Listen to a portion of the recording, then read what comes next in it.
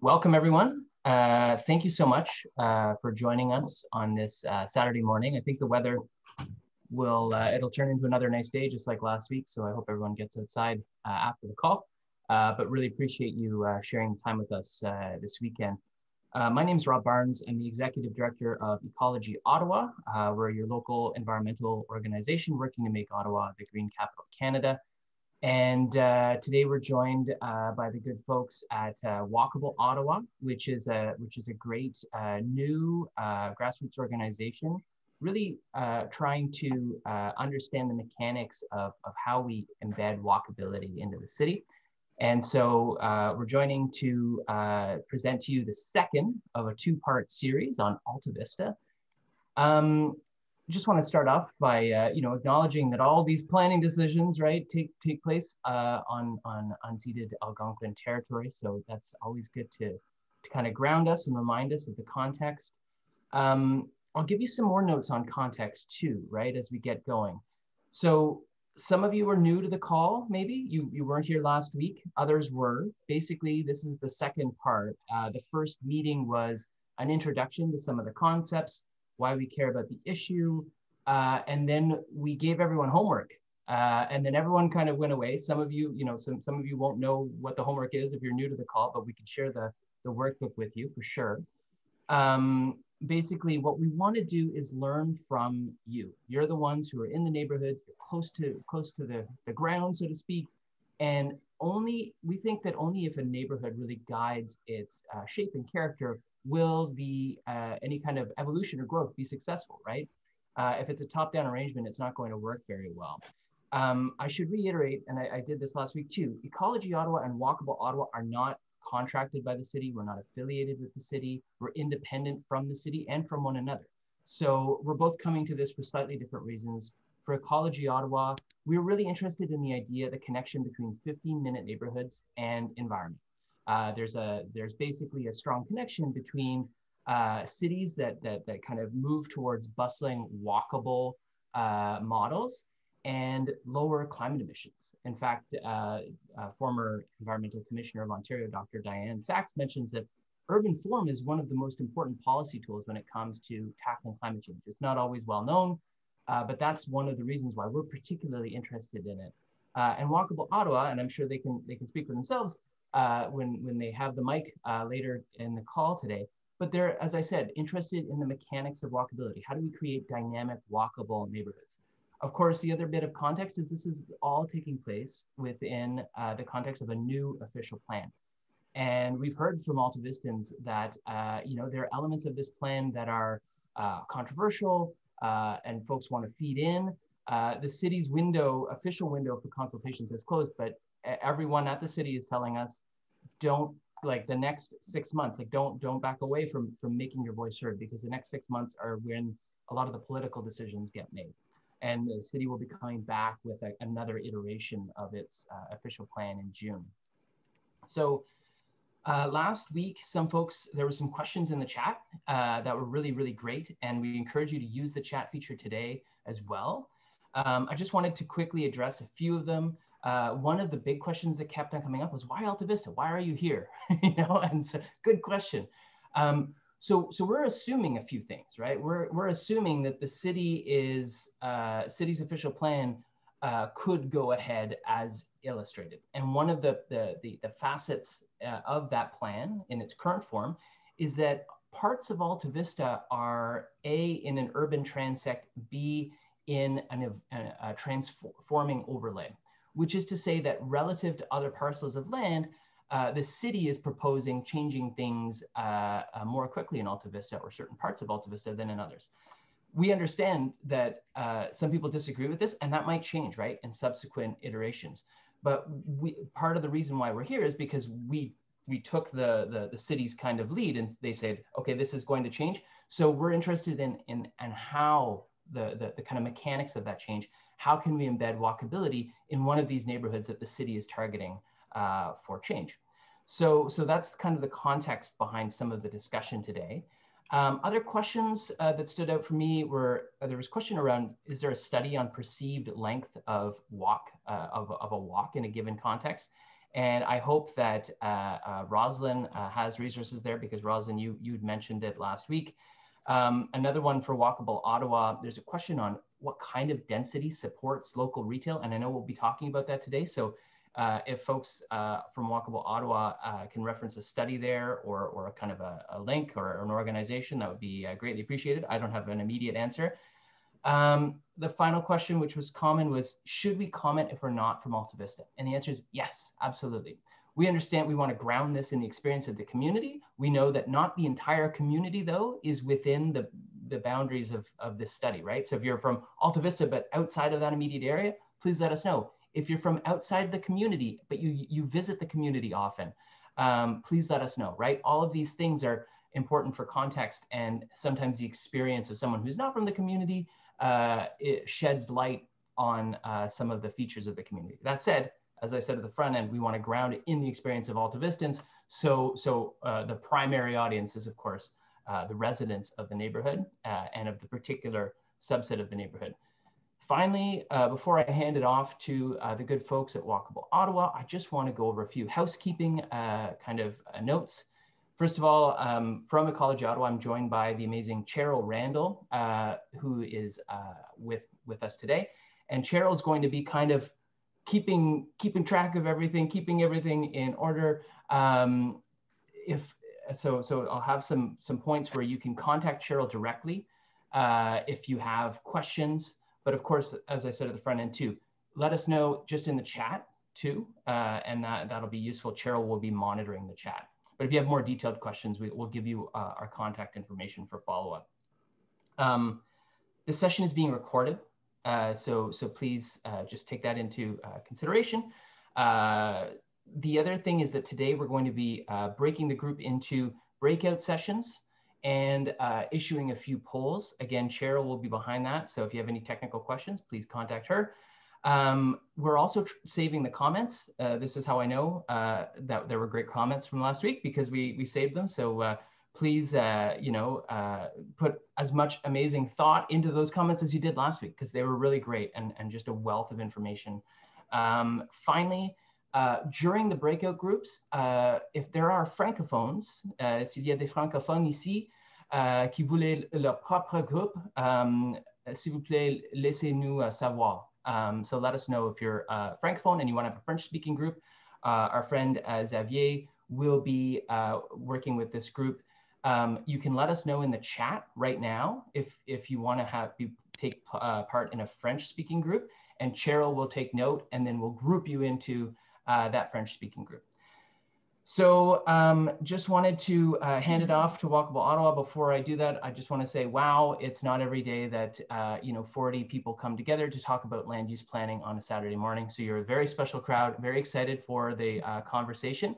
And without any further ado, I'll hand it off to the good folks at Walkable Ottawa. Great. Thanks, Rob. Good morning, everybody. My name is Carolyn McKenzie. And I am a volunteer. I guess I refer to myself as a collaborator with Walkable Ottawa. I happen to live in the Glebe, where I chair the Planning and Development Committee there. But I'm personally very interested in seeing how we as a city can enhance all of our neighborhoods across the city, and in particular to make them more walkable. So that's sort of the main reason why I've become involved with Walkable Ottawa and these sort of workshops and conversations. So I'd like to reiterate and thank you again for being here today, taking the time to contribute your thoughts and ideas to the workshop about walkable neighborhoods. The chat alone from last Saturday was completely impressive and overwhelming, and just so much great ideas and questions and lots of good contributions. So thank you for that in advance, and then all the work that you've done over the course of the week, and of course 3 hours this morning. So thank you. Before we get going, just a quick reminder that we are volunteers. We're doing our best to try and advance this conversation about walkability and planning at the neighborhood level. I think I mentioned last week in talking about this, that we're looking at these workshops as a way to sort of fine tune and pilot this approach of planning at a neighborhood level. So we do welcome constructive feedback and ideas about how we can improve this process, the workshop process that is.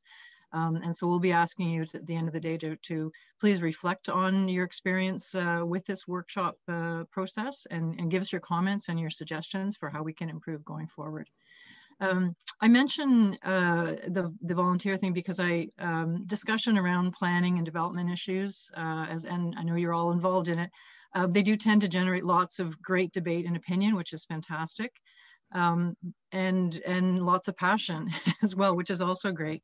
But I just wanted a quick reminder that I think it's important that we have the discussion in a way that people can continue to feel comfortable in expressing their opinions and putting ideas out there so that we can continue to come up with you know, the best solutions. So I'll just add that, I guess, to the mix as well. So I think we can move right into the very first session, which is a little bit of a sort of an icebreaker session, I suppose. And just, I don't know how many of you, I'm sure, have been involved in multiple Zoom meetings, but we will be using breakout rooms, as Rob mentioned. And we did want to just have a quick one to get you into your breakout rooms, get you familiar with the people who you're going to be working with in those breakout rooms. So in a minute, Cheryl, who's sort of guiding the process here from a technology standpoint, will send you off to those rooms. We're just going to ask you to take a moment to briefly introduce yourselves and to share two things with your group. One, just one thing that makes your neighborhood either practically or delightfully walkable. Maybe think about which one that is. And then the second one is to think about one thing that creates a barrier to walkability. So just very quickly, introduce yourselves and two sort of key ideas. We're just going to give you 5 minutes to do that. And I'm not too sure how many people we have, I guess, in each of the rooms, but just sort of judge that accordingly. Please continue to put your comments in the chat. That's super valuable as a way for us to keep track of all of the ideas that are being generated. So please continue to do that. Keep in mind that you've got just 5 minutes for this exercise, and I believe we'll end the breakout room and bring you back to the main group at the end of that time. That Cheryl will be masterminding that, so I don't think you have to actually do anything to come back. So I think that's it. Cheryl, is there anything that you wanted to add to that, or Rob, before we send people off, just for a quick group chat? I'm just going to ask Rob if he can see breakout rooms on his screen, because he might have the power. I do. Here, Cheryl, I'll make you a host. You can't see them on yours? Not yet. Okay, now you should be able to. Great, thank you. And while Cheryl's setting this up, just a quick note, I mentioned, where is this input going is another common question. We understand that the city is still taking input, and we want to send this input to the city for their consideration. So the target is City Hall. Again, we're not with the city, we're independent from the city, but we know that they care about input like this. So this will be a very detailed neighborhood level analysis and input that we're going to provide to the city. We'll also report back to the folks who are in attendance with our report before we send it into the city. So stay tuned for that. All right, so I see I'm up next. So it's my job now to present to you or to reflect back to you some of the information that we received. So we're going to focus first on walkability and bikeability in your neighborhood, and the structure of our discussions moving forward.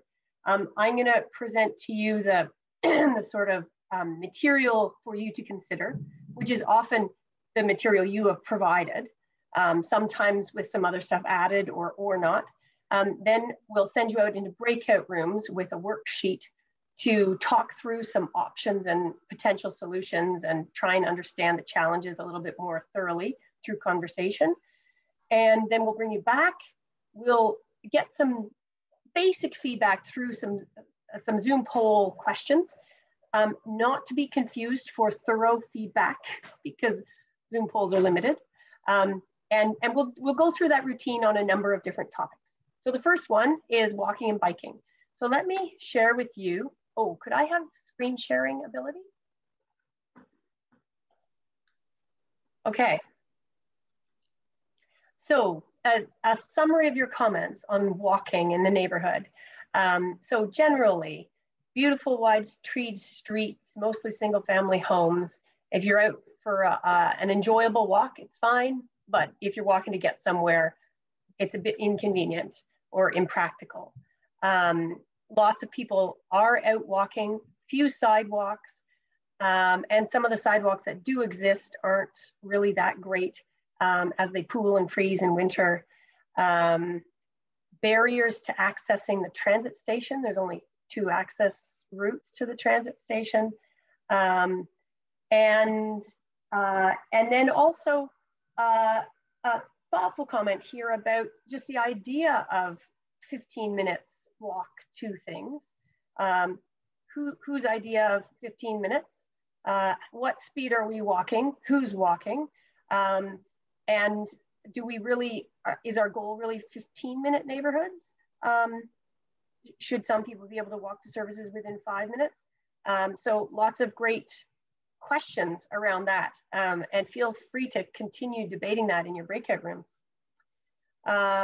People commented on the wide streets with no sidewalks and little traffic, so that people feel quite free to walk and bike on them quite safely. And let's see, here's a map that somebody submitted showing some of the pedestrian links that are pretty important in the neighborhood, but also showing the barriers, like this whole area really cuts you off from this side to this side. Limited links through to places, which can be a real problem. And then some pathways that become a bit impassable when it's wet.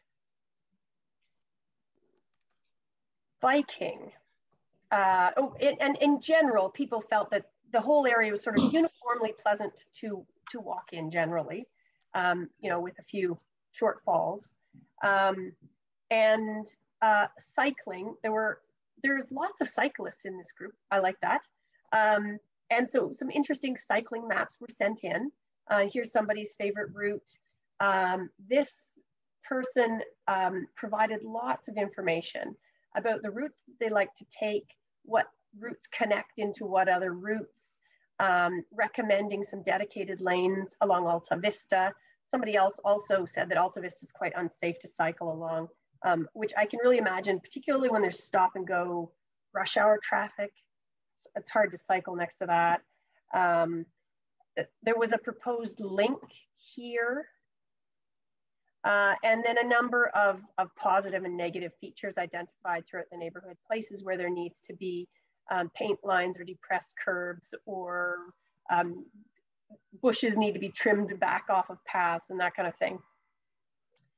But the enthusiasm shown with respect to cycling in the neighborhood, I think is lovely and says a lot about how nice some of these routes really are.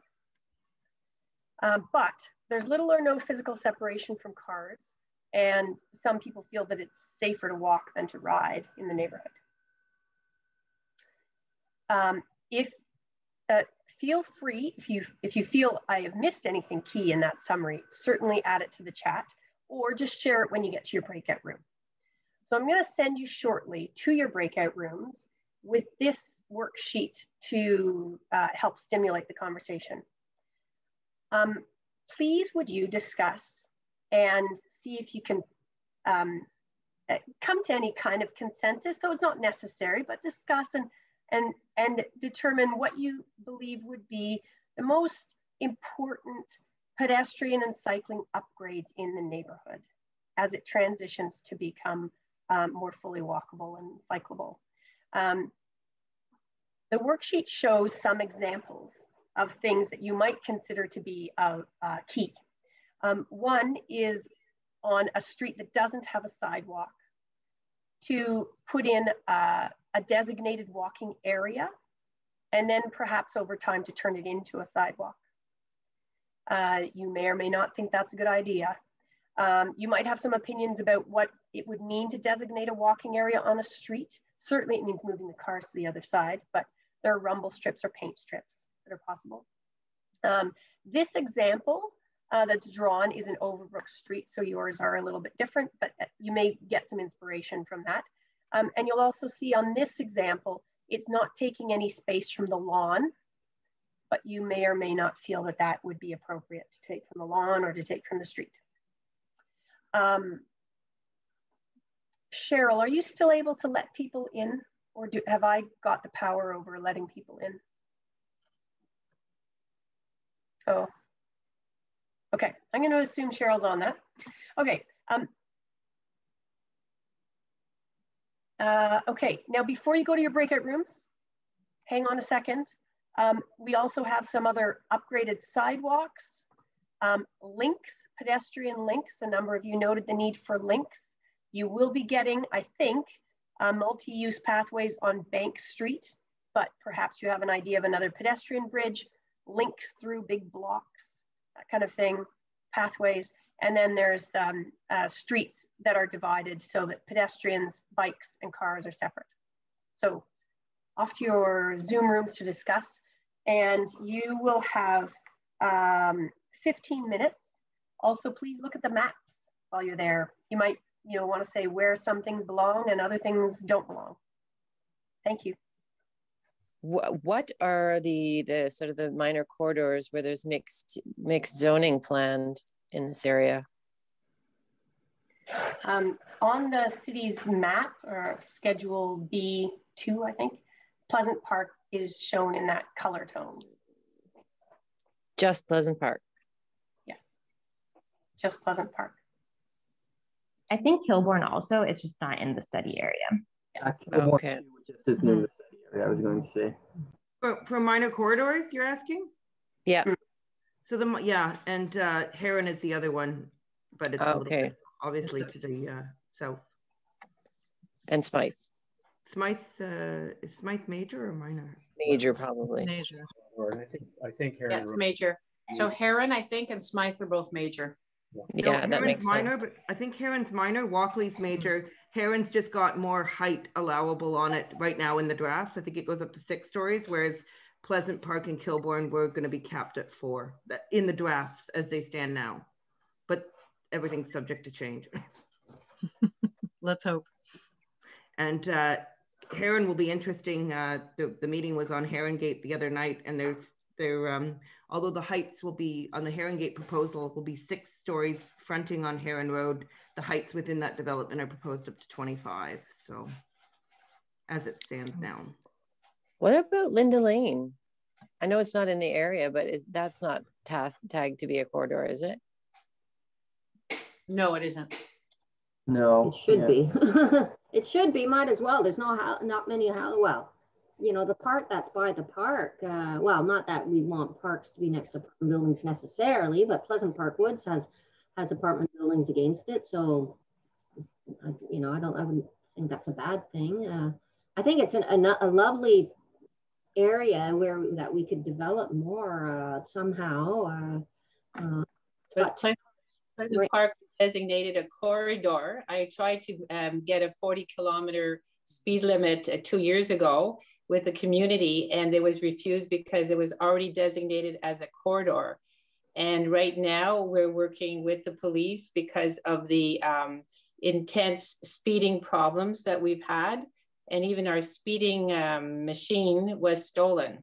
So, but I saw the data, and it's very worrisome in terms of already as a corridor. So I can only imagine if it was made as a minor.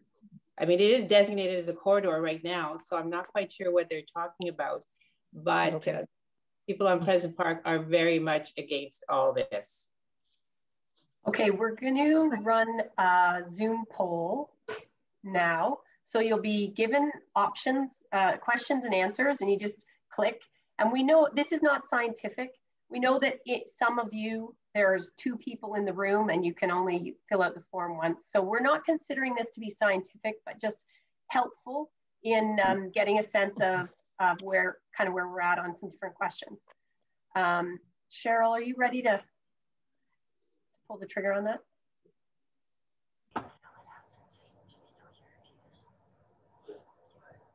Here we go.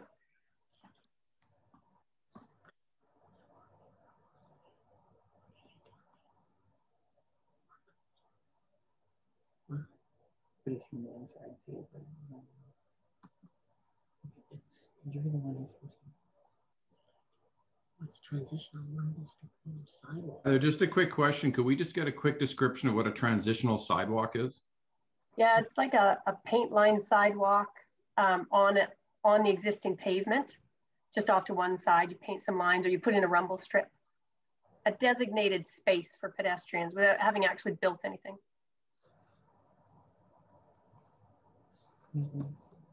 Not seeing any questions. I'm not sure if I'm... It's because you're the host. One of the hosts. Yeah. Good. Everyone else is seeing it. That's good. That's all we need. That's important. Oh, I see shaking heads. Heather, you're not seeing it? I am. You're not seeing it? I am. Where's the hand raise feature on this thing? I forgot. Just speak up. Okay. There was a question on the pedestrian, a walkable bridge over a pedestrian or cycling bridge over the Rideau River at Pleasant Park. There is a proposal in for another pedestrian bridge over Rideau River, but the location is under review, let's say. So Alta Vista Community Association will be working with Old Ottawa East, I assume, on the location of the bridge and let's say politicking for its construction. But the location is probably not going to be at Pleasant Park.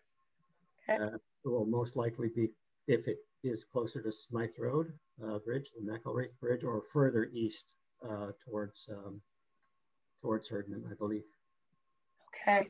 But well, we should have worded our question more vaguely then. That proposal is in the works. Okay. Thank you.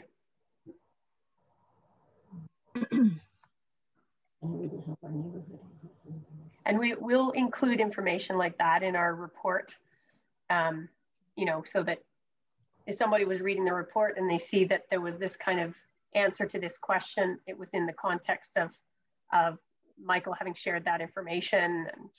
And yeah. Sorry, it's Michelle, not Michael. Oh, I'm sorry. Thank you, Michelle. Okay.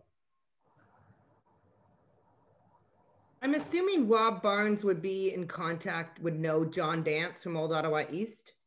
Yep. Okay, so he's the fellow that we're working with at the ABCA on the pedestrian crossing that Michelle was talking about. Great, thanks for that connection, Marty. Pardon me? Thanks for that connection. Okay, yeah. I'll be in touch. Very much in the initial stages, but of course he was the mastermind behind the two existing pedestrian bridges across the canal. Yes. Mm-hmm. River. No. Cheryl, I think we can end the poll now and share the results. Can everyone see those results? Okay, Carolyn, you want to just walk us through it? Sure. So the first one, I know there were some questions about the transitional sidewalks and what that might look like, but as Rosalind said, it is really meant to be short of actually building sidewalks, taking measures that would indicate walking area, delineate those walking areas. But that being said, obviously strong support for greater pedestrian links. And I thought that was a really interesting map that someone had provided earlier and that Rosalind had showed with someone had really taken the time to look at where those links are good and where they could use a lot of improvement. So I think that's a pretty strong message there that that's an area of focus for increasing walkability. So the second question digs in a little bit deeper to this transitional rumble strip sidewalks and or painted sidewalks. I would say, again, I think we're really talking about a transitional, not a lot of consensus there. The yes, the no's, and maybes, it's sort of a third, obviously. I'd be interested to know, and maybe in the interest of time, it would be interesting to know for people who are not that keen or just unsure, don't think that that's a good idea. Would be interested to know what the concerns, what the barriers are to supporting that. And perhaps it's just not if it's not something that's workable, that's fine. But it would be really it would be helpful to understand some of that. So please feel free to jump in and throw your ideas in the chat on that one, so that we can learn a bit more about that as well. How important is it to have a footbridge built over the Rideau River at Pleasant Park? Between very important and important, we've got upwards of 75% support for that idea. So that again, another area, and I know you're already working with Old Ottawa East on that large project. And then the final one, how important is it to create through block links to shorten the walk around long blocks? Between very important and important, again, we're up to about 80%. So that seems to be that seems to be a big issue, and something that should be a real focus of enhancing walkability in your neighborhood.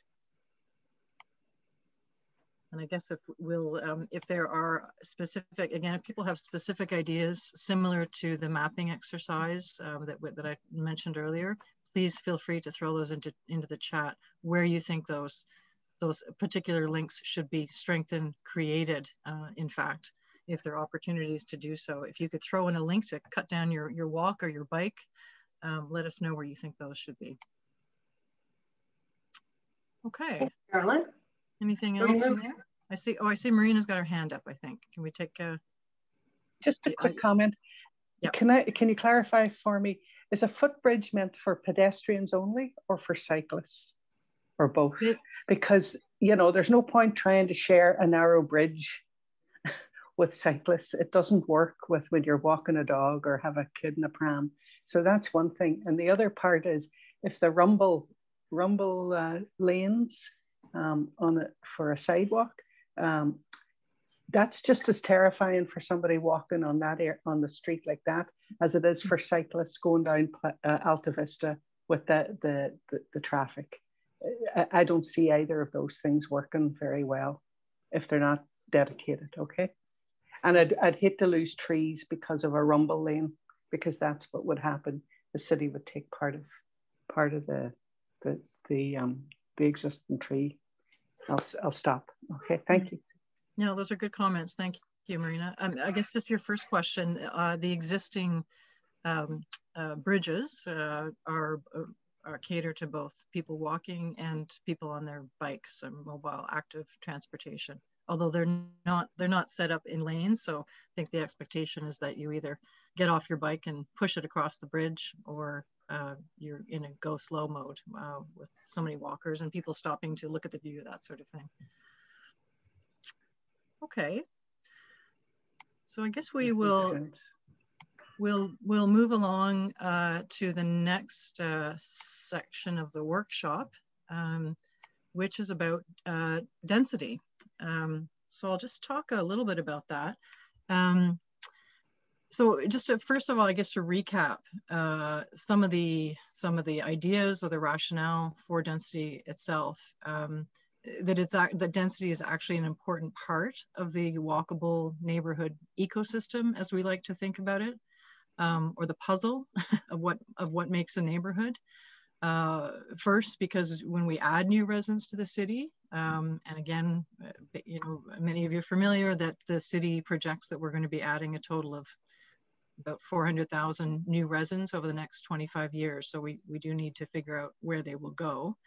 And as Rob Barnes has talked about it, as Ecology Ottawa highlights, it's much better from a environmental, from a greenhouse gas perspective in particular, that we have people moving into neighborhoods where they can walk or use active modes of transportation. And for all of us who are already residents in those same neighborhoods to rely less on our cars and to rely less on our need to drive cars to all of our destinations all the time, and basically to get out of our cars as much as possible by facilitating greater walkability. And when we talk about walkability, we're not just talking about walking. We're talking about biking, scooting, rolling, whatever, all sort of active forms of transportation. So as part of that same picture, I think it's important to think about walkable density. In other words, a level of population or density, a number of people that we actually need to live in a neighborhood to attract and support small shops. And we'll have a discussion later on what that could or possibly may look like in your neighborhood, what you'd like to see, what you don't want to see, but also to support the city's ability to invest in parks, in pathways, in pedestrian bridges over the river, in neighborhood level recreational facilities, all of those sort of things. So there is this notion that we do need to have, if we're going to have walkable neighborhoods, that does imply a certain level of density in order to have all those other pieces of the puzzle. And again, within Walkable Ottawa, we've sort of started to think about it, and we like to think about as a neighborhood as being an ecosystem. And again, meaning that all the elements that make up the neighborhood, people, housing, trees, parks, small shops, recreational opportunities, all of these things that I've talked about, we should be striving to make sure that those are in balance and that they serve the needs of residents first and foremost. So any discussion of adding people or increasing density, we think must include a discussion of the status of all of these other elements and how we can make sure that they keep pace, as the city has talked about in the draft official plan. They've said that intensification and the elements that support neighborhoods must keep pace with the city's plans for intensification.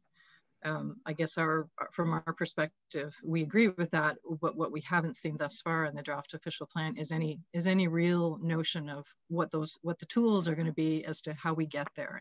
And this workshop is an attempt to try and get at that.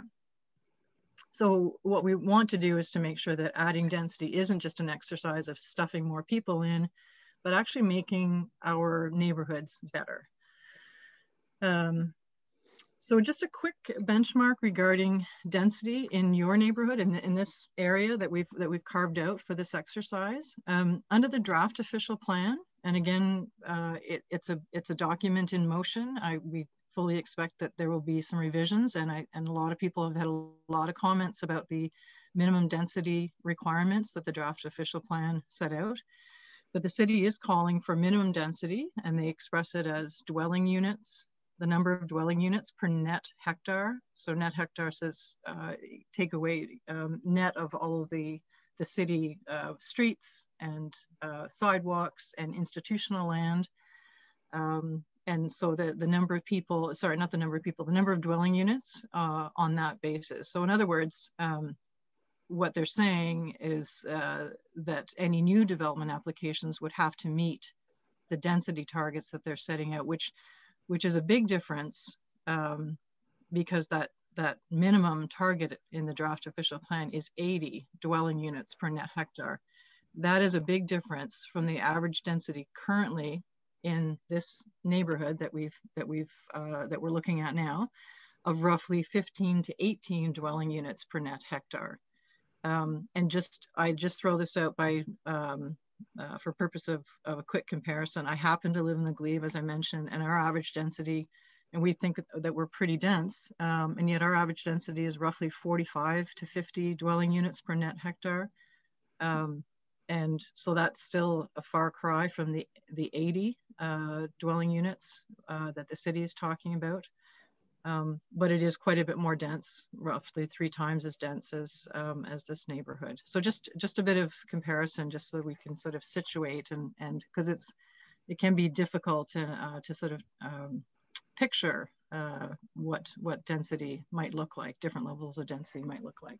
Sorry, Carolyn, I just had a quick question, a point of clarification on the density. Sure. If it's going for 80, is the city saying that's 80 average in the inner urban core of the whole city? Is it, obviously it can't be block by block or neighborhood by neighborhood, but I'm just wondering how it's going to arrive at that. Yeah, that's a really good question. And I'm not too sure that we've got complete clarity based on what we see in the draft official plan. It's 80 is for the inner urban transect. Yeah. And my understanding is that minimum density target would apply to new applications. So to your question, not to say that every neighborhood has to reach, because they haven't set out targets at a neighborhood or at a block level, in fact. So it's not about applying that minimum density target to an entire transect or an entire neighborhood. But that they would enforce that at a specific or an individual application level. That's my understanding, but that's a question that we're still trying to get clarification on. I'm not too sure how they're I don't think that they've given us a clear answer on that, to be perfectly honest. Right, and just to follow up on this, a number of years ago when we were looking at the transportation-oriented development that's going to be coming up around the nodes, I think the heights, the intense heights there and intense densification, do we remember what the numbers were for density per hectare there? Was it like 380 units per hectare around TODs? I remember it being really high, and I'm wondering if the city is thinking of really relying on these transportation hubs to pick up the majority of that density to be spread out across the neighborhoods that they serve. I'm just going to put that out there. I just can't remember what was ever discussed when it was just 6 years ago now. Yeah, we don't have those numbers handy. We do know that the city is certainly focusing quite a bit on transit hubs. But we also see that in their official plan, they're calling for almost half of new density to be in sort of tall hub style developments, but that our existing housing demographic doesn't support that model. So you can't build more towers than there are people who want to live in towers. So there's a lot of contradictions there, and there's a lot of stuff that's in the draft official plan that isn't explained properly. So we don't even know quite what to make of it. So it's hard to know how those chips will fall. But the city has made some promises to the province to densify around transit for sure. Rosalind, I just have a question. Isn't it that the province can there's a mandate for minimum densities at transit stations, but nowhere else? So when the city put the draft official plan together, they proposed all these minimum densities, but there's actually a provincial mandate. It's in the legislation that there needs to be minimum densities at the transit areas. And I think it was Christopher that was asking a question of whether it was 380. I seem to remember that none of them, about 250 was the highest. I was just looking at them. Sorry, my dog just grabbed a cardboard box. We just looked at them in terms of Herongate because the density proposed there is very high. It's about 300 and it's over 300 units per hectare. And when I took a look at the annex in the existing official plan, which I don't believe that it's over 280 any of the transit areas in Ottawa, but that's just off the top of my head. No, that's helpful. Thanks, Marty. Yeah, I think you're right. That was my understanding as well. Both the legislation just relates to the around the hubs, and also just the general direction or the level of density for those. That's certainly the right ballpark. If not, you may have the exact number correct as well. So I'm going to go to our density worksheets now, but keep the conversation going in the chat, and we'll be off to breakout rooms shortly. This is, so I'll go through the worksheets that you guys had, and again, just pick out some highlights that seem relevant to our upcoming breakout room conversation. So I provided these 3 pictures for people to reflect on the things that about them that make these places better or worse to walk past.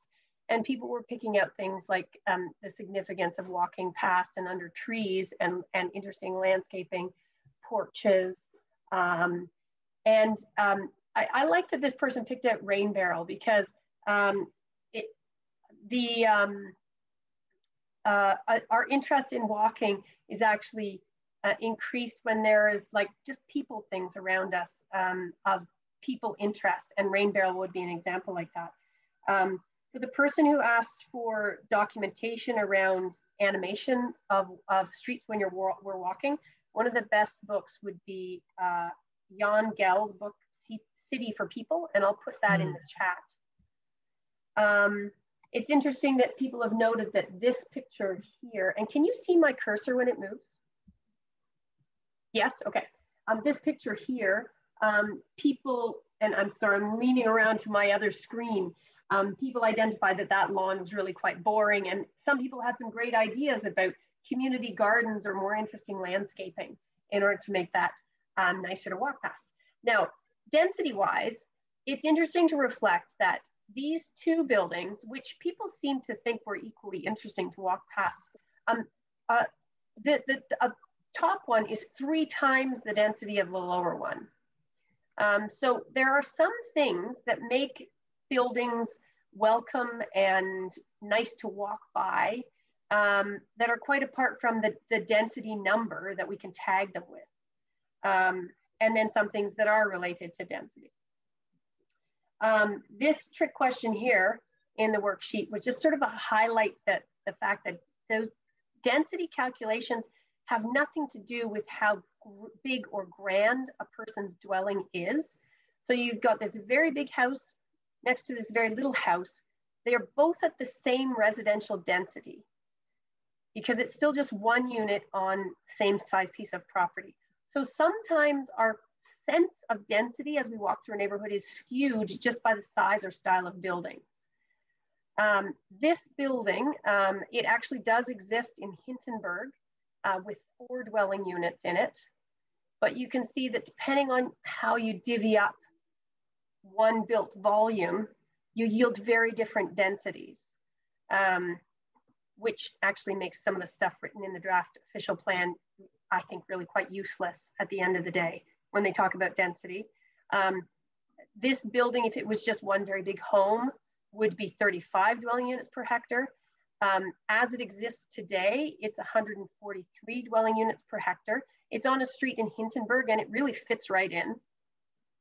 If, and those units, the primary units, the upstairs units are 3-bedroom units for families and the basement units are 1-bedroom units. You could divide it into 6 dwelling units and then you'd have 6 1-bedroom units. And then you'd be at over 200 dwelling units per hectare. So that you're getting quite close to our transit density target here with a building that still just looks like a house in the context, in the context of a street. And interestingly, at 6 units, it exceeds the density of these apartment towers. So that's a bit of a mind bender there when you think about it. But it certainly gives you a clear sense that there are different ways of reaching density targets. And it's important for a neighborhood to think about what's the best way to add density to their neighborhood. If density is coming, certainly want it to come in the form that's appropriate for your neighborhood. Rosalie, just a quick question here. I'm just looking at those 2 images. How is it that that 6-unit or 4 or 6-unit place in Hintonburg could actually exceed what, in my opinion, on Frobisher is really dense housing? Those on this, like, how does that work? I'm just not seeing it.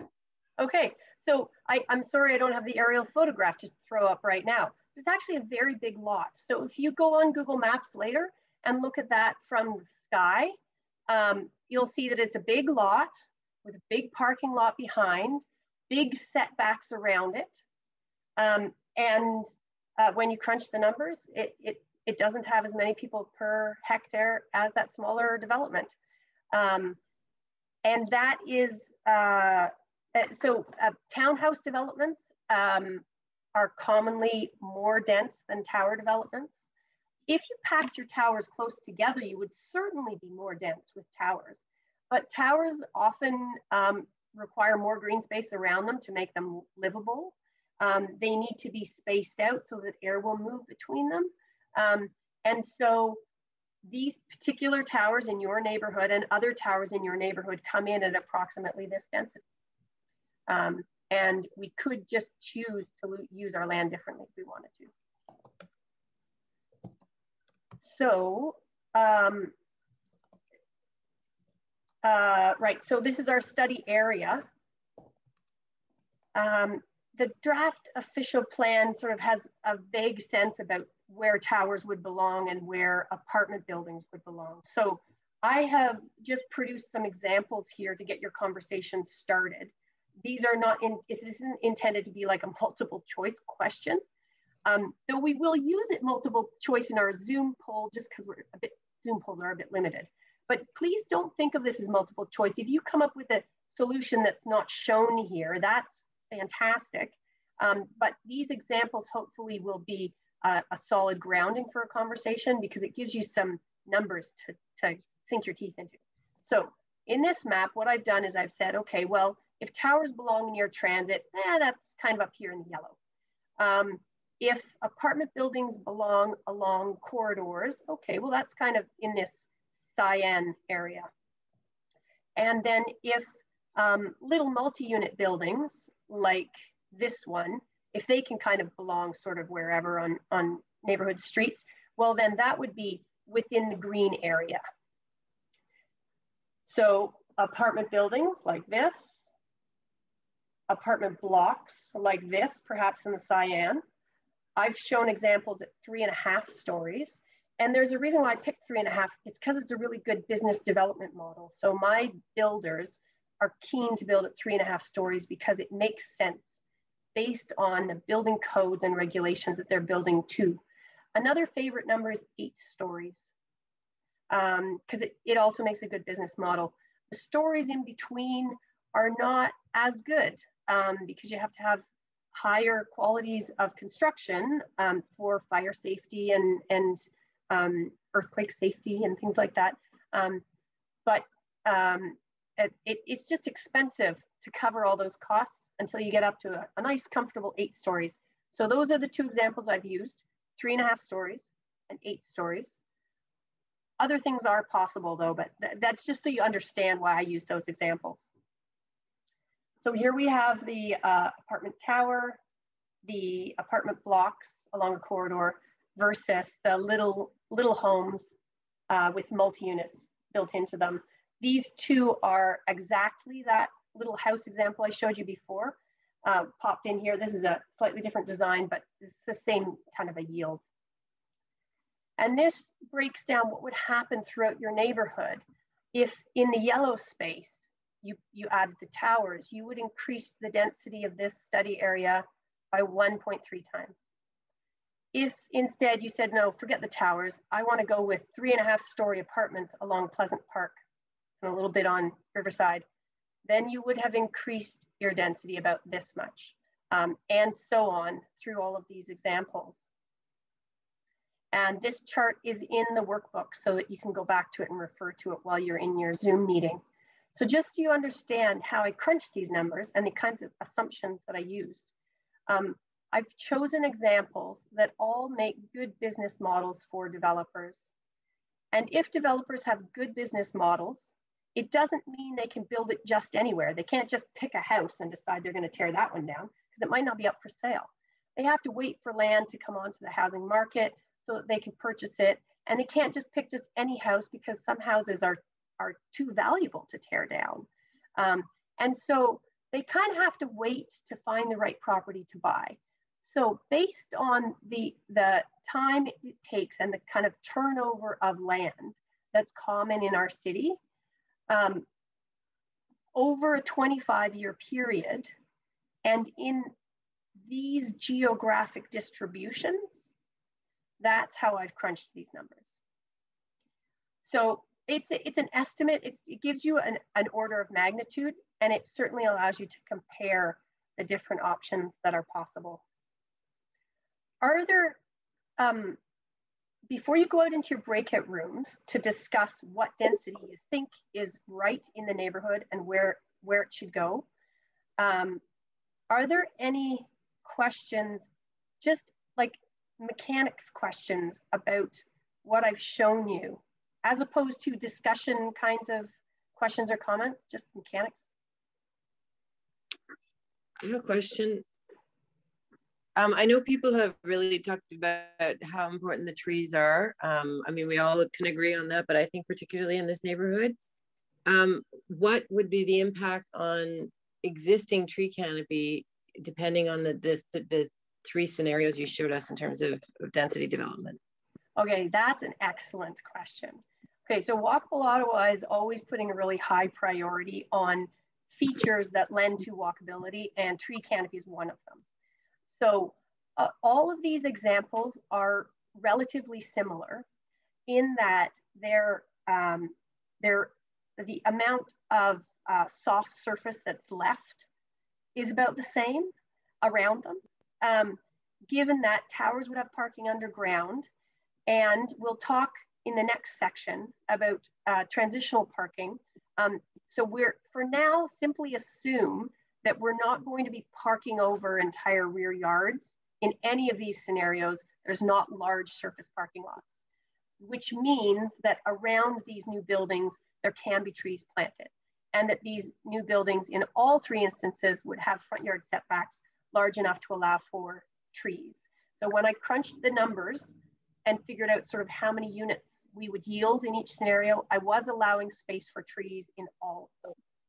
But sorry, just as a hot pursuit of that, in this neighborhood, I mean, one of the differences with this neighborhood is that the developments happen around trees. So how much could some of this stuff happen around the existing trees without actually taking them out? Okay, so I don't have an answer to that for two reasons. One is that it would be too difficult for me to calculate at this time with the information that I have, because every site is different. So I'd have to put an awful lot of thought into figuring out how to crunch those numbers. But secondly, we are also doing a tree workshop next month to try and get our head around the impacts of new patterns of development on tree canopy, and we'll be in a better place to answer those questions after we've done that work. Okay, thanks. Okay, any other kind of mechanics questions about these tools? Yeah? Marina, you can just turn off your mic. Turn on your mic. I'm not sure if in the chat my comments are showing up. Just that's one thing, because when you were talking about the different types of buildings, if you have on Pleasant Park, which we have huge lots, I don't know that you're taking into account this particular stretch of Pleasant Park and how different it will be when some of the seniors on this road will be selling up, and the potential for developers to change completely the face of the street, because you can buy 2 or 3 houses together. Anyway, I don't want to take it up. I don't know if my comments are going on the chat. No, they are there. I'm just not able to keep up with reading them all. I'm gonna have. I'll read through a bit while you guys are in your breakout rooms, and catch up. But I think your calculations would be very different for this particular stretch of road, because both sides of the street have big lots, 200 by 6. And so your calculations, I think, are based on the smaller lot sizes. And I think the changes here would be phenomenal. Okay? Yeah, okay. So all of my calculations, so for the apartment buildings, I'm assuming that they're in line with the street and not going the full depth of the lots. That's another assumption that I've made. And yes, those lots are deep, so other things are possible, but at that point, the conversation gets so complex, it's hard to reduce it to a workshop. So how do we control it? How do we control, at this point of discussion, say, and feedback to the city, instead of each person having to challenge bylaws and zoning, how do we help the area be able to make a statement that says we're protecting this area because it's distinct and it can't change dramatically as it could do because of the lot sizes and development? Yeah. Okay. So if you with whichever kinds of choices you make, the next step, which we're not going to go to today, would be to say, okay, well, if we're going to allow towers, we would like them to be spaced such and step down in this manner. So adding that level of detail, or if we're going to have apartment buildings along Pleasant Park, we're going to maintain this amount of rear yard for trees. Or if we're going to have the small multi-unit infill, we're going to require, say, that they all have a sloped roof, or those kinds of details. So that is absolutely possible. The mechanisms to do that exist. And the city does have in their draft official plan reference to using those mechanisms. The references are clumsy and they're contradicted within the plan itself. So certainly some advocacy is required on that front. But for now, for the scope of this discussion, unfortunately, we do have to dumb it down a little bit and start first by talking about what kind of density goes where. But please come back to making sure that we can, in fact, understand and not lose sight of these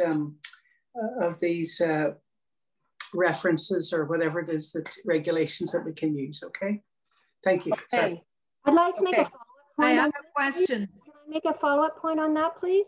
I've been waiting with my hand up here. Yeah. Just to follow up on that, one of the apparently most environmentally sensitive builders in Ottawa who gets accolades is, I just know, I only remember the initials R&D, and yes. At the top end of, at Mountbatten and Alta Vista, he severed a lot into two, and it's called apparently net zero homes. But the houses, the two houses are huge, are big houses. I spoke to him myself because he was doing a Doors Open Ottawa thing, I think, somewhere in another part of near Smythe. And he said the most people that are trying to move into our neighborhood, I don't know if I agree with him, but a large number are seniors who want to age here, which is great. And so they don't want to have, they want a smaller house, and they want a smaller, they don't want to have to take care of landscaping. Maybe they go to Florida, who knows, whatever. My point is, these houses are built so close to the lot line on the, what are they, north side and west side, or yeah, west side and north side, that there's nothing at the back. How did they get through? And yes, they've kept some room at the front. I don't know where these people are going to have, you know, they can put a barbecue, but you can't have, you know, like we tend to have family, you know, 20 family members over. I don't know how it's going to be fun for them. So how can you trust, this is supposed to be an environmentally responsible developer. You know, what are all the other developers going to do? We've already seen all these monster homes. Everyone is talking about it. How can we trust? I mean, that is nothing like current Alta Vista. That's one thing. But from a, you know, from a biodiversity perspective, from a tree canopy perspective, that little corner lot has been it's like, it might as well have been one monster home instead of, you know, two monster homes. It made it more dense. Oh, lovely. But I just don't see how we can, I don't think, you know, sure, the zoning, they get to do whatever they wanted. I don't think. Number one, we're not proposing that in any of our options, because that's not a significant enough increase in density to really be worth looking at. If the community continues to evolve as it is, with just some added monster homes here and there, that is nowhere close to the density that would be needed to transition the neighborhood to become fully walkable. It doesn't allow us the tools to make the sort of ecosystem of the neighborhood move into that new direction. And so that's not an option here. And you're right, it doesn't matter if they're net zero, they're still not environmentally friendly, because a walkable neighborhood is the most environmentally friendly thing we can do. And multi-unit buildings of some size or other, and we've given you 3 examples of size of multi-unit buildings, they are the most environmentally friendly choice that we can make, because you're sharing heat and cooling through shared walls, of course. Okay, so I think we should go. I have one more question. Okay. I just want to know, where on your 3.5-story building, where are you going to put all the parking for these people? Okay, save that question for the next module, because obviously that's a really key question, and we will talk about that next. Okay. Yeah. So I'm sorry, we have to move in little pieces, but if we try and do it all at once, then we just get lost. So please head to your breakout rooms, do the best you can with the information that you have. And of course, this isn't conclusive or anything, but hopefully it takes our conversation one step forward. You will have 20 minutes in this breakout room. Just to note, Rob or Rosalind, on your poll, you guys refer to Alta Vista, Pleasant Park or Alta Vista. In the maps that went with the official plan, it showed Alta Vista as a minor corridor. but not in the maps, in the writing of the secondary plan, but in the maps themselves, Alta Vista Drive was not a minor corridor. So we confirmed with the city that Alta Vista would not be a minor corridor. It would be Pleasant Park and Kilbourne right now is currently contemplated. So they're not considering, the city's stance right now is that they're not considering having the maximum 4 stories on Alta Vista Drive. That could change, but so when the poll says Alta Vista, it's probably better to think of it as Pleasant Park and Kilbourne. Okay. And if your view, if you would recommend apartment buildings of whatever size along Alta Vista, let us know as well, because we're interested in your we did get the community association, because we get CC'd on a lot of feedback. There was a lot of feedback that a lot of people wanted to see Alta Vista Drive as that minor corridor because it has frequent transit. It's the only street that does, but the city is not, Alain Migueles has said that it's not under consideration to be a minor corridor. Just a heads up, folks, I'm going to give another 30 seconds on the poll and then close it. I see that 61% of you have voted already. So thank you very much. Can I just ask a question? What does the question mean? I have no idea what it means. It's not very clear to me, and I'm not quite sure what the intent behind the question is. It seems very narrow and tight, and it depends on how you interpret the question. Maybe we could get a clarification. Which question in the poll? Number in one? Existing neighborhoods, density increases are welcome only and always in the service of regeneration to facilitate a transition to a walkable and complete community. So I guess what we were getting at was if you get density, it's sort of a statement that Walkable Ottawa has been making, that density is okay only when it makes a neighborhood better, only when it makes a neighborhood walkable and complete. So do you agree with that statement?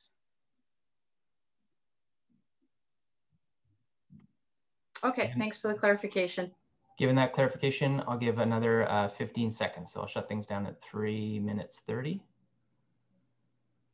And just to mention that there's a second question there as well. I'm not sure if you could see that, but just yeah, there's one. There are 2 questions in the poll right now. Maybe we'll give it all the way to 4 minutes, just so folks have a chance to look at that second question too, in case they haven't seen it.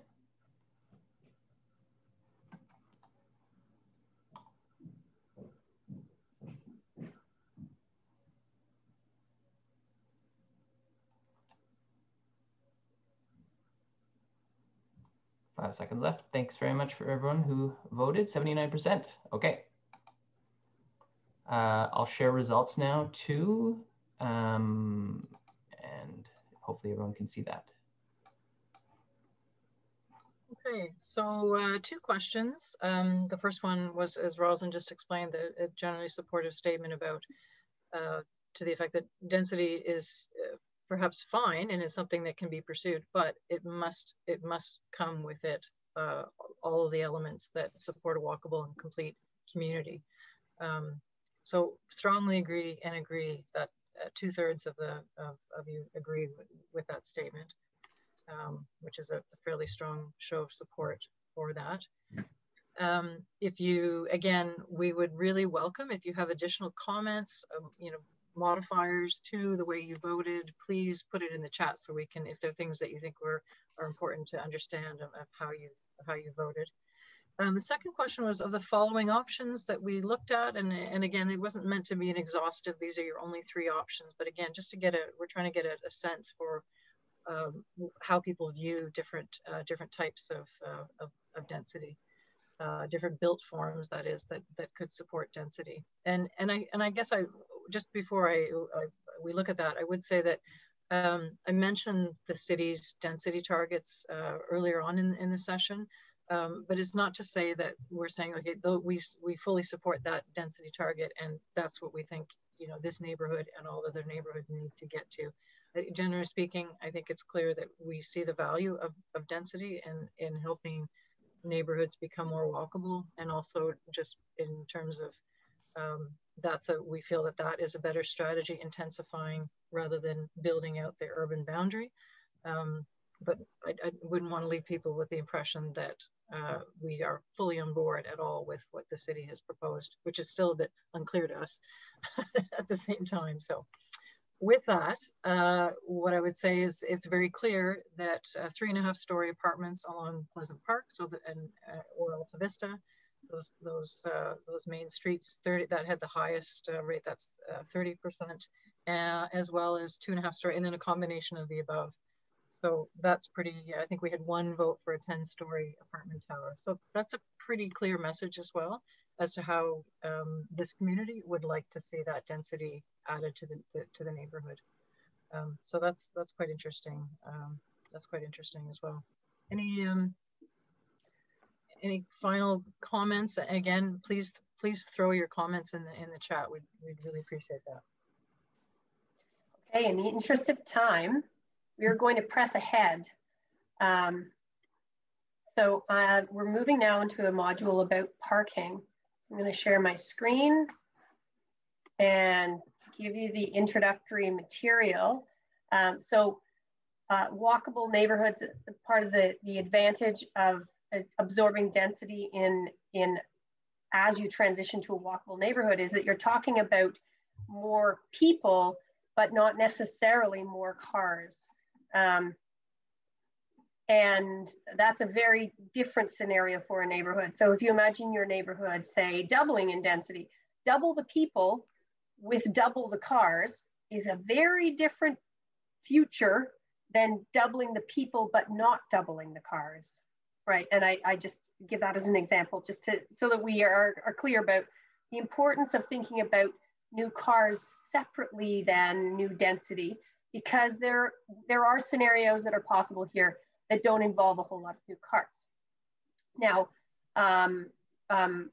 Rob would be better to talk about this, but and so I'll just touch on it briefly, but I think we all appreciate that continuing in our car dependent lifestyles has a really big cost, environmental cost. And so transitioning our neighborhood to be walkable for all those newcomers coming in is significant, but also for those people who already live there. Now, the challenge here is we can't simply assume that all the new people who move into the neighborhood just don't have cars because they're moving into a neighborhood that's going to become walkable, so they can just do without, right? It's not a walkable neighborhood now. You couldn't possibly choose to live 100% without a car year round, unless you were, I don't know, extremely determined and fit in that neighborhood. So though we'd like to see new density and not have those people bring a whole lot of cars, the reality is that if you were transitioning the neighborhood to become walkable, it would take time. And in the meantime, you do need your cars. So we've got a chicken and an egg problem here. We don't want to build new buildings with parking lots all around them. That doesn't get us where we want to go. And however, we do need to allow those new people to park until the point at which they don't need cars so much anymore. So what we've been testing out at Walkable Ottawa is the idea of a transitional parking solution. The idea that we could allow parking that phases out as a neighborhood transitions.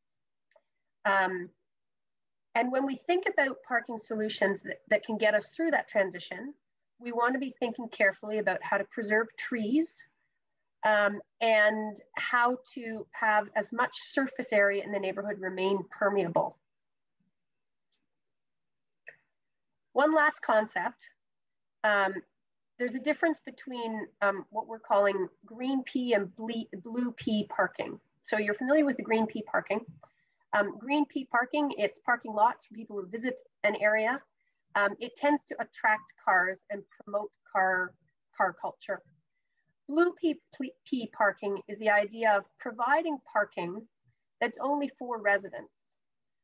So it doesn't tend to promote car culture, but it can be part of a walkable neighborhood, so that though I might not have a car right by my house, I do have somewhere where I put my car so that when I want to go to the Gatineaus, I can still use my car. So that's a concept that you may want to propose as you talk through different parking scenarios.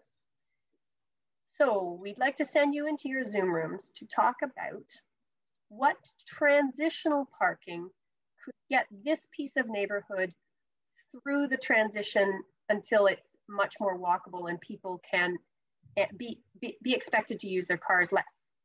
Some options. Number one, street visitor parking. You could simply, sorry, that's just for visitors. So there's some people who are just going to come and visit you for dinner or whatever, and that could be on the street. It could be also be allow for people to stay. If you have visitors and you don't have a parking space of your own, your visitors could still visit you and stay overnight. There could be an extended overnight street parking scenario. You might also need street parking permits for people who live on the street to park all the time on the street because they don't have a parking spot on their property. And, you know, 20 years from now, when the neighborhood is delightfully walkable with everything you need in a very short walk, many fewer of those people are going to need that street parking space. A lot of people may have quite reduced their car ownership. Short driveway parking is another option. And you see this in some parts of the city, the Glebe in particular. This photo is from the Glebe. This car is parked half on city property and half on private property, with its bumper quite close to the sidewalk or the curb. Sorry. This car's parking space is taking up the least amount of space from the lawn as possible, as opposed to a big long driveway. Temporary parking lots is another scenario you might consider.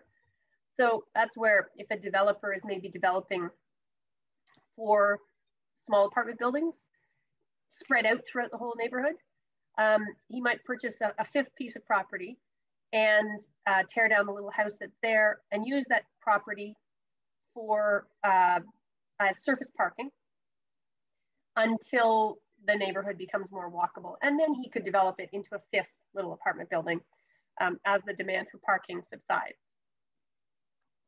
And then the last parking thing, this isn't even transitional parking. This is the idea that that part of the neighborhood might actually need just some long-term parking solution for residents. So that when those smaller buildings are built, people aren't having to find place for parking all around them. They can have their car somewhere in the neighborhood nearby. So these are all options for you to discuss. You will notice that rear yard parking isn't on this list. The example of the small multi-unit building with the sloped roof that I gave you before, it actually does exist in Hintonburg, and its rear yard is almost entirely paved for rear yard parking. This is not something that Walkable Ottawa advocates for because it simply doesn't work well with our program to promote soft surface and trees. So that's why it's not on the list. However, if you come up with any other solutions for parking and transitional parking, then that would be great. But please do keep in mind that there's that balance between protecting soft surface and trees and parking. So again, this worksheet can be found in the workbook, and we're going to send you to Zoom rooms to talk about it for 10 minutes. Any just sort of technical questions before you go? No, if you do have one, just stay behind and ask. Otherwise, carry on. All right, welcome back, everyone. Thank you. I'm sure some of those were quite heated discussions, and we could talk about this all day for sure. So we are hoping that you've documented the things that matter to you, that you will either email us or put it in the chat right now. And we are going to press on with our next poll.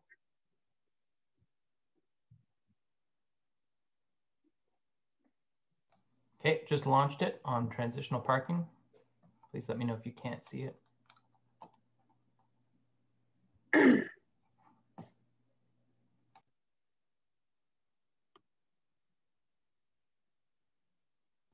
So we're going to give up to 2 minutes to answer these ones, unless we see that everyone's voted early.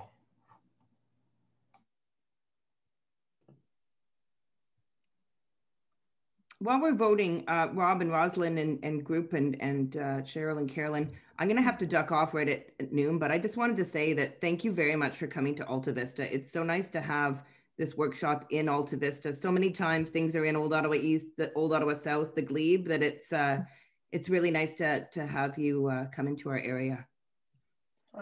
We just really appreciate that you guys are chipping in for this. So engaged. It's awesome. Yeah. Thank you.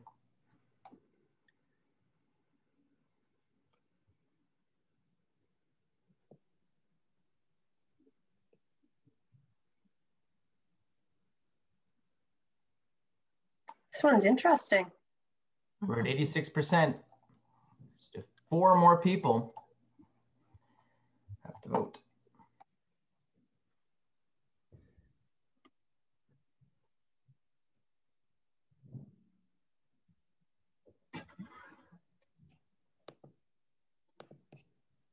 Give it another 25 seconds and then we'll close it and take a look at the results.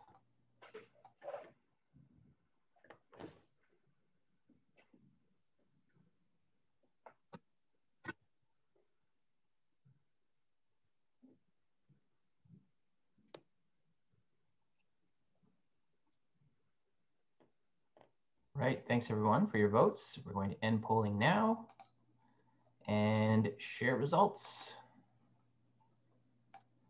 Okay, that's great. So first question about street parking being a good transitional parking solution. So no's and maybes, not a lot of support there for transitional street parking. I assume that might reflect some earlier comments about a desire to keep traffic and car levels like down on streets so that they are safe places to walk and to move around on. And I assume that, but please correct me if I'm wrong or if there are other things to understand about that.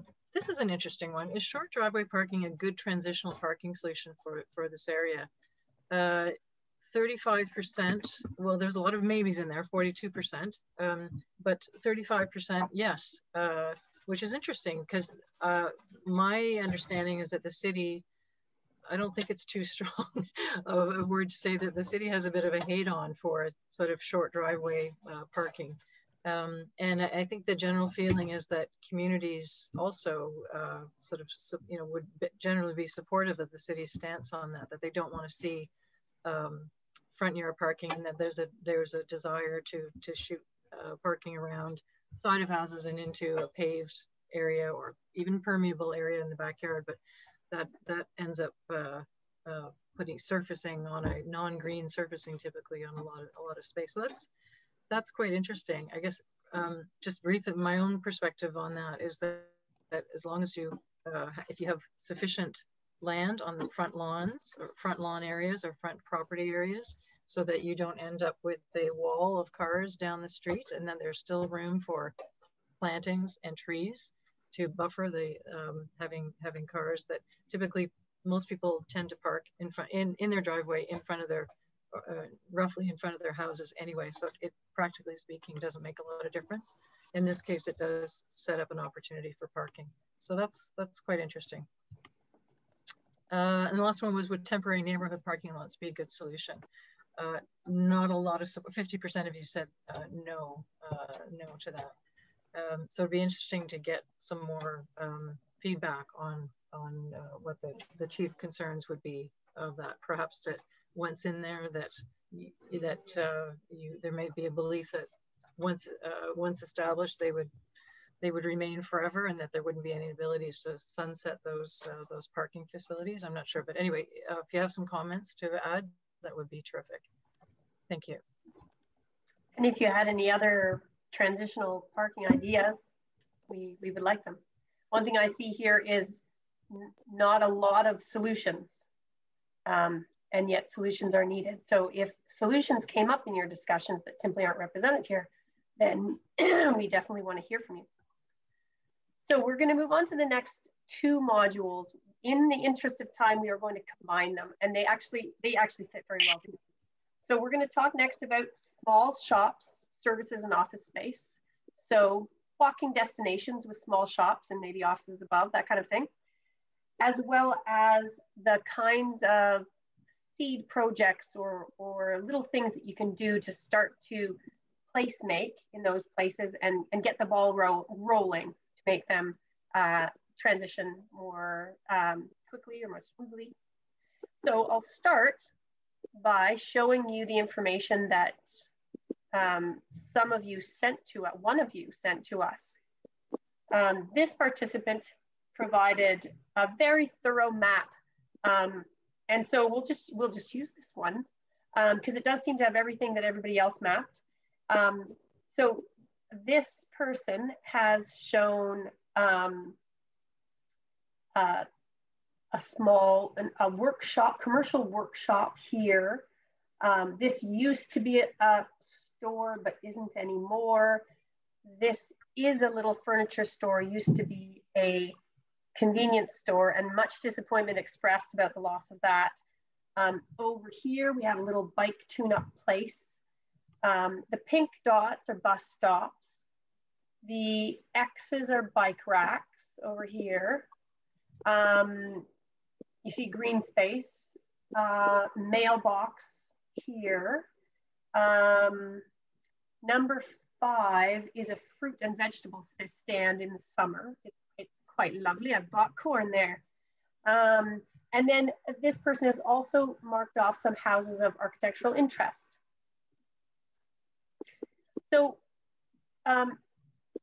what I would ask you to look at here particularly would be to look for patterns, for clusterings of things, and for anything in the existing condition that gives you suggestions or hints about where it would be best to locate future shops and services. Now, number 1, we have to recognize that nobody has the power to just say, I would like a grocery store here. Because the way that our land real estate industry goes, if I want to build a grocery store, I can't just kick that guy out of his house.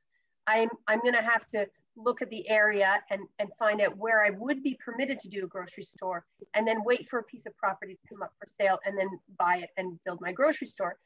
So please don't make specific pointed recommendations about where a store would be. Your ideas are going to have to be more general, like we would like to see shops along Alta Vista, and then over time as properties are bought and sold, if people were allowed to build shops, then they might come into being along Alta Vista. Or you might say corners.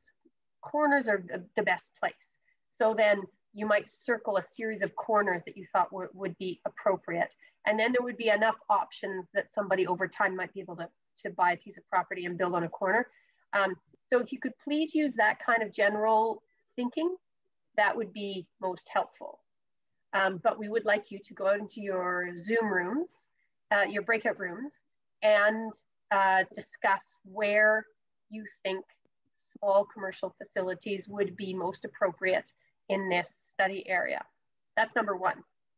Number 2 is, oh, sorry, and actually, let me just show you some sequence pictures of how a place might transform. So this is a street in Ottawa. The idea, and actually the example street that I used had hardly any trees. Your neighborhood certainly has a lot more trees than this to begin with, but the idea would be that if you allowed this street to have small commercial facilities in the ground floor spaces and offices above, that over time, when houses are replaced and redeveloped, you would get new housing with the ground floor required to be at the level of the sidewalk, so that it could transition over time to be accessible commercial space. And you'd see some existing buildings being repurposed as stores or office spaces. And then over time, some of those newer buildings then would transition to be fully accessible commercial spaces. So that's the kind of transition that's likely and possible if there were some areas that were allowed to transition in this way. So we're asking you to identify where you think this kind of transition would belong in the study area. But also, number 2 would be identify what things you think should happen in those areas right away to make them be more, more lovely, more the kinds of places that someone would want to open a shop, places that feel like they're kind of more the heart of the community.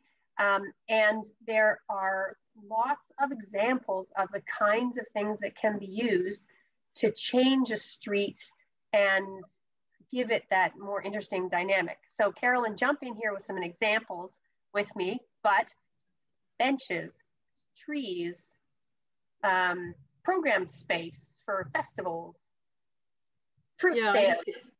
Yeah, even if you just think about things that could happen at intersections, you mentioned corners, intersections. I mean, there's a reason that historically corner stores were established at corners. But thinking about those smaller things that could start to add to the sort of a bit of a placemaking without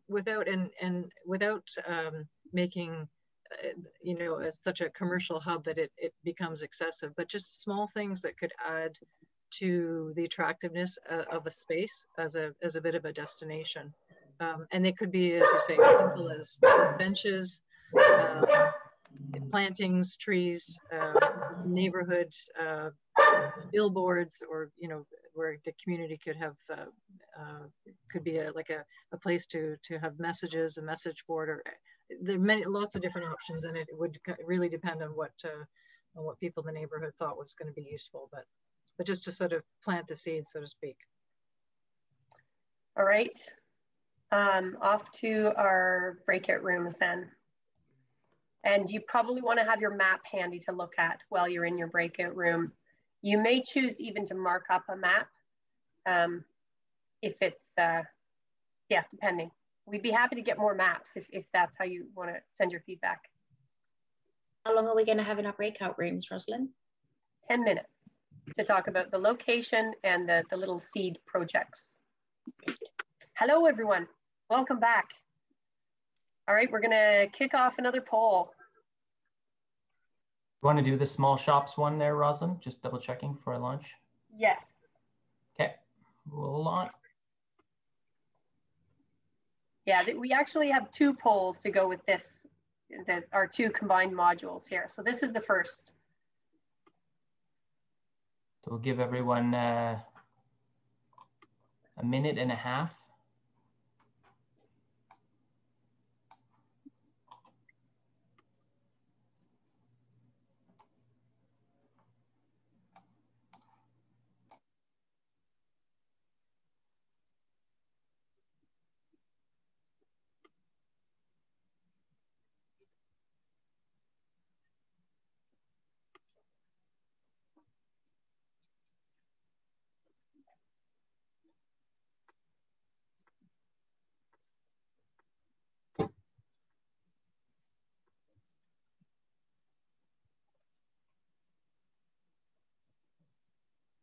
And I hope everyone has gotten used to the idea that some of these questions are, you can click more than one thing.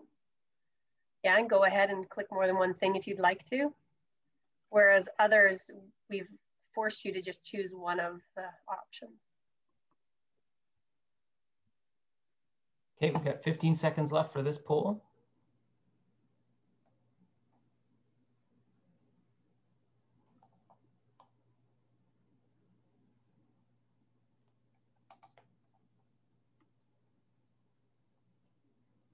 Okay, ending polling, thank you. 25 out of 26, not bad. And we'll share the results.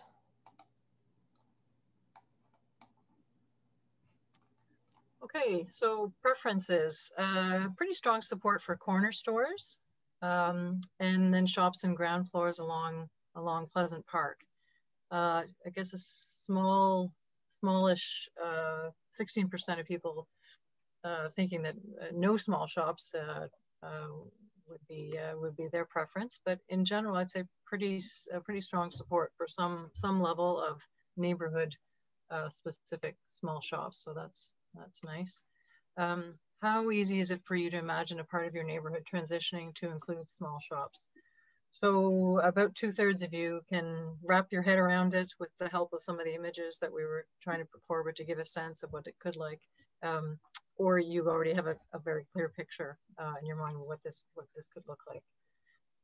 So I think that's interesting. I think that's good. I think I've noticed there have been quite a few comments in the chat saying, you know, we don't want the commercial, you know, the shopping, the level of shopping or the level of commercial activity to get anywhere near to what we see in the Glebe or Old Ottawa South or perhaps Westboro, Hintonburg, that area. And that's fine. That's I guess when we're talking about walkability, it's really about thinking about some of those destinations which would allow us just to, you know, walk to get that extra bit of milk, or walk to a local coffee shop where we can connect with neighbors, you know, those sort of, and, you know, perhaps some small hardware store or small shops as well. But I think it's something that can be adapted.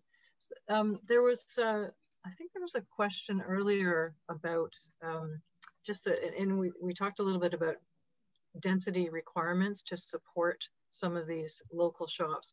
And we don't have, it would be nice, but we don't have numbers to say, well, how many people do you need density? What's the density appropriate to support a coffee shop? We'd love to run down those numbers at some point, but we just haven't been able to do that quite yet. But one of the data points that I did receive from one of the planners within the city was regarding grocery stores. And again, I don't think it's a matter of saying, well, you know, could you see a Loblaws moving in so you could do all your shopping in your neighborhood, or even a small metro like we have in the Glebe. But I think that the number that the numbers of the data that he provided was to say that a metro, which is roughly the size of the metro that we do have in the Glebe, would be supported by roughly 11,000. And actually, interesting data points from my perspective, because that's roughly the population of the Glebe, and we actually happen to have a metro that is that size.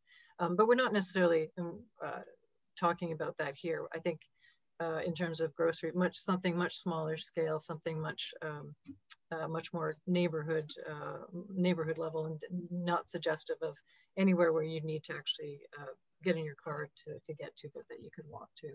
So I'll just throw that out there as a bit of data point. And I guess we had one more, a third question, one last poll related to sort of this notion of common areas. Rob, are you able to throw that one up?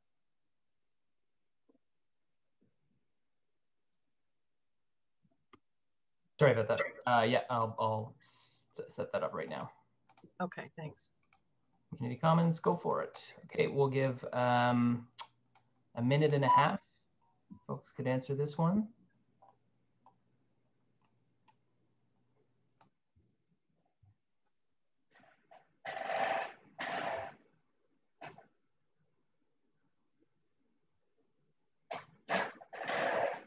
This question is specific, saying Pleasant Park Avenue, but forget that specific reference. Wherever it is that you imagine the walking destination being, what features would you imagine it would include?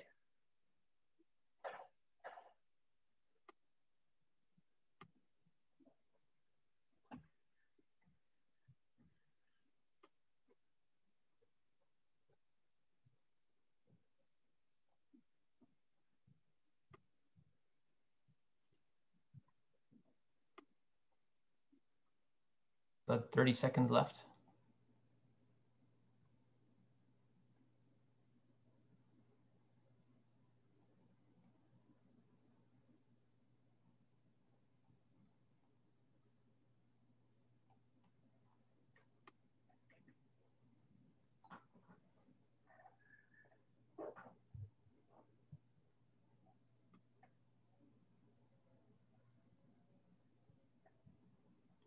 Leave it open for another 15 seconds or so, just because we haven't, we're getting close to that 80% threshold. Just we want to get as many votes as possible. Okay, shutting down in 5 seconds.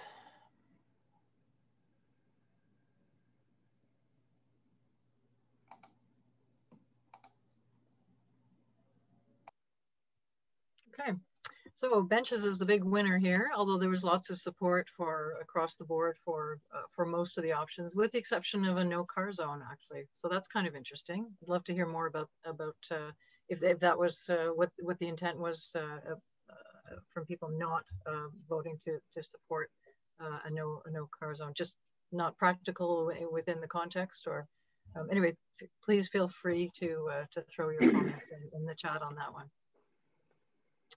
Okay, I guess we should move along just in the interest of time here. We're down to the last 10 minutes or so. Okay, so I'll share the screen. Carolyn, you were going to talk a little bit about green space. Here we go. Yeah, so I just wanted to, I'll move through this very quickly, and also just to mention, as Rosalind did earlier, we will be doing a workshop session focused in the Overbrook area, but it's going to be focusing specifically on trees and green space, and thinking about how we can promote solutions to enhance trees and green space in our neighborhood. So we'll move through this fairly quickly, but I just want to very briefly touch on some of the key policies in the draft official plan that relate to trees and green space. I'm sure you're probably all aware that the city has stated an objective of pursuing the urban forest canopy cover target of 40%. That's across the city, of course. So what does that, I think many communities have weighed in and said, look, we need targets on a community, on a neighborhood basis. We can't have one community that is full of trees and another community that's losing all its trees or has had very few trees, and somehow that's okay because the average is 40%. We need to establish targets across the board. The street and road network shall support street trees and or shade corridors and contribute to the overall quality of the urban environment. That's obviously a good thing. New and reconstructed streets shall include street trees that contribute to the urban forest and streetscaping elements appropriate to its context. And finally, parts of the street and road network may be repurposed and dedicated to certain uses of land, including dedication of a portion of right-of-way to street trees or low-impact development stormwater features and related infrastructure such as curb extensions, soil structures, and landscaping. So there, and Rosalind, do we have, I don't know if we have an image of some of the properties. I think most people are probably aware that in many cases, what we view as the entirety of our front lot actually includes a fairly significant swath of city right-of-way, whether there's a sidewalk there or not. So that is one option. It's just one option to think about how we possibly rethink that space if it's a matter of making room for more trees, particularly in designated corridors. Green space. The city shall seek to provide all urban residents with the following: minimum access to high quality green space, parks and green space, within a 5-minute safe walking distance, that's 400 meters of public green space, providing space for passive or active recreation, within a 10-minute safe walking distance, just under 1 kilometer, 2 green public spaces. Again, there's no mention of size here. And within a 15-minute transit trip, a publicly owned urban natural feature or natural environmental area. So there's some good sort of high level language here, but it's a little weak on the specifics of how we actually get there. So Rosalind's just going to walk us through some of the options, some of the feedback, first of all, on the green space that you have in the neighborhood, and then some of the potential options for building in and enhancing green space in your neighborhood. Well, thanks to the participant who sent this very thorough map. This is a fantastic document. And I'm not going to go through it in fine detail. I think it's enough to remind everyone where all the little bits and pieces are. So I'll just give you a second to look over it. Particularly look for any that you're not familiar with so that you can read in the legend and see what it is that you have missed out on in your travels around the neighborhood.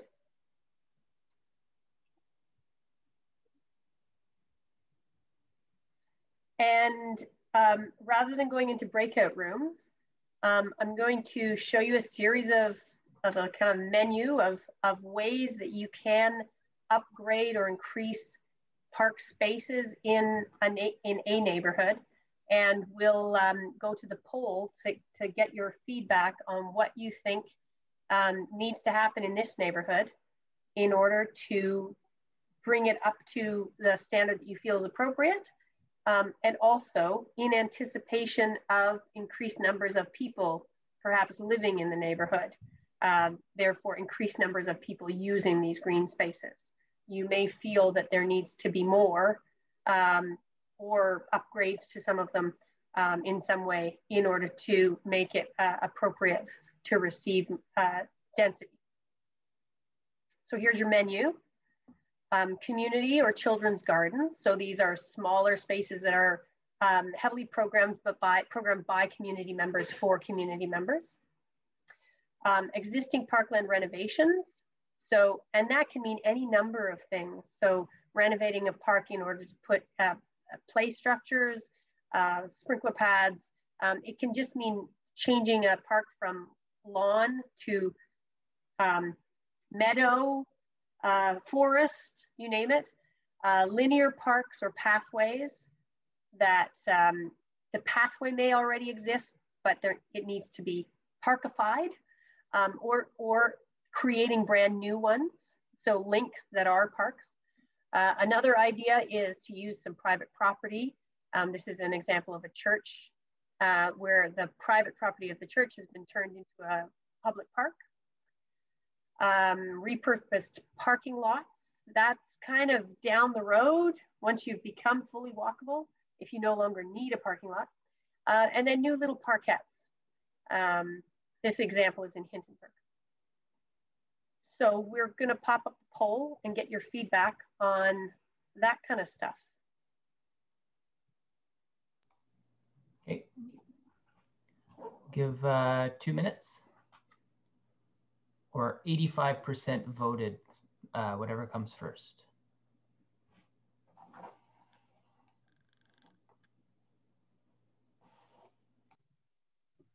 This is obviously a multiple choice type poll as well, but maybe think about it in terms of where you think the priority should lie. So you could, there might be an inclination to choose everything, but maybe think about it in terms of the priorities.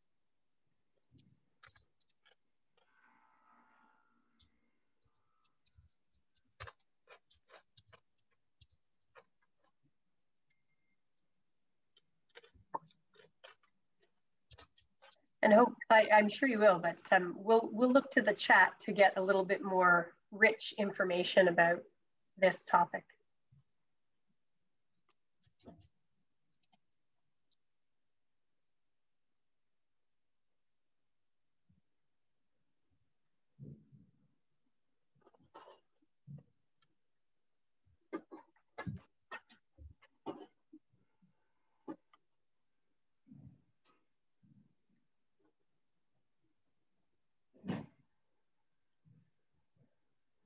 Could get to 100% on this one. Just one more vote. If not, I'll end it in 15 seconds.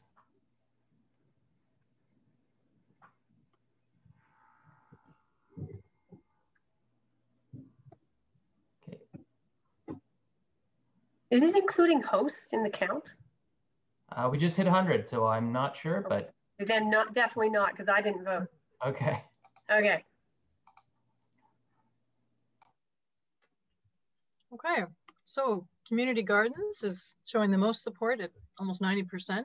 Upgrades to make existing pathways into linear parks. I think that gets into the increasing the issue of really needing to focus on increasing connections within the neighborhood to facilitate that direct walkability issue. Parkland renovations. If there's some specific ideas there about what those renovations might include, please do throw those in the chat. That would be really interesting to useful information. And as well as obviously support for parks on private property, parkland renovations I mentioned, and children's gardens. So a good range of things, but community gardens and the pathways being the clear priorities there. Next question, root space for tree planting, and should that be a requirement for new infill? One maybe, everybody else is clearly for it, so that's a, that's a good thing. And I say we snuck a question in that we talked about a few minutes ago, saying we should have had that in the parking, which is about long driveways to rear yard parking being permitted for new infill. Obviously doesn't really fit with this section, but we thought we'd like to ask the question. So in general, looks like no, there's not a lot of support for long driveways to rear yard parking, which is also interesting, and I think goes along with the level of support that we did see, I believe, for some front yard parking. And so that's kind of an interesting part of the discussion. I think that's it. Rosalind, anything else to add to that? Or no, and we're running out of time. So Rob, why don't we turn it over to you? You can unleash that last poll if you'd like, or give concluding statements as you see fit. Okay, why don't we take just a minute and a half to just launch this poll, and then we'll wrap it up real quick. Thank you very much. I won't go into unpacking these. I think everyone can see the results, and we will of course share the results along with the analysis of the session and the report that's coming up. I see Michelle has his hand up, so maybe I'll just go quickly to Michelle before closing. Yeah, hi. I hope everybody can hear me okay. I'm part of the Alta Vista Community Association Planning Committee, as is Janet Mark Wallace and Judy Korecki. I don't know if there's anybody else. And Marty Carr is the president of the association. I guess as members of the Planning Committee, or at least for myself, I understand that you want to share this with the councillor and city staff. And I think that Alta Vista Community Association should have something to say about the report, and whether we support or not support the report, or if there's modifications we would like to see. I would not like to see this report go directly to the councillor or city staff without our input. Yeah, thanks, Michelle. Yeah, as promised, we will be sending it to the Community Association in advance, or to the participants on this call. But I think the addition of the Community Association, I'm sometimes conflating the two, is a really good point. So let's do that. In terms of process, as I said, Cheryl is the master on our side of operations here, and we'll be working on that report. It might take a few weeks, but we will be following up. And so stay tuned for that. Just wanted to really thank everyone for the time that you took today, and for the really great discussion. It's really valuable. I think it was a lot of interesting exchange of ideas, and I really hope that you found it useful. Ecology Ottawa has a campaign for action on 15-minute neighborhoods. I encourage you to check that out at ecologyottawa.ca. Thanks so much to Carolyn and Rosalind from Walkable Ottawa too, and they have their own website with a lot of detailed analysis. I'm sure all of us would be really happy to answer subsequent questions. So, if anyone has any follow-up questions or wondering what's happening with the report, I'm just going to put, well, you should have Cheryl Randall's email already, because she's been the one telling you about the sessions, but I'll just put it in the chat now just in case you have any follow-up questions that we can help address. And with that, I'd just like to shut it down unless anyone from Walkable Ottawa side has any last words.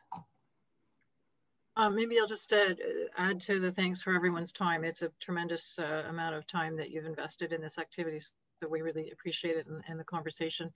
Just also, again, to reiterate, we are very much looking forward to any comments that people have just about the workshop process itself and how we can look at improving what additional information might be useful to inform the conversation, just in terms of process, if there are any suggestions about that. So please feel free to provide us feedback on that as well. Thanks, everyone. Thanks, everyone. I hope you have a great weekend. Talk to you soon.